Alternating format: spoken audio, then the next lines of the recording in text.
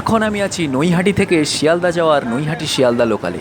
আর এখন আমাদের সামনে দিয়ে পাস করবে 31637 Sealdah Ranaghat galloping AC local. এই হচ্ছে সেই শিয়ালদা থেকে রানাঘাট যাওয়ার গ্যালোপিন এসি লোকাল। অর্থাৎ এই ট্রেনটি কিন্তু পুরোটাই এসি এবং এটি গ্যালোপিন, অর্থাৎ সব স্টেশনে কিন্তু থামে না। কিন্তু রানাঘাট যাওয়ার যে ভাড়া সেটা কিন্তু লোকাল ট্রেনের তুলনায় এই এসি ট্রেনে অনেকটাই বেশি, এবং সেটা স্বাভাবিক, কারণ এই ট্রেনে যদি আপনি চাপেন পুরো ঠান্ডার মধ্যে বসে একদম স্বচ্ছন্দে আপনি যেতে পারবেন। কিন্তু লোকাল ট্রেনের ভাড়া যেখানে নৈহাটি অবধি আপনার পড়বে 15 টাকা, সেখানে এই এসি ট্রেনের ভাড়া কিন্তু পড়বে 90 টাকা। আর পুরো রানাঘাট অবধি যেতে আপনার কিন্তু পড়বে 120 টাকা।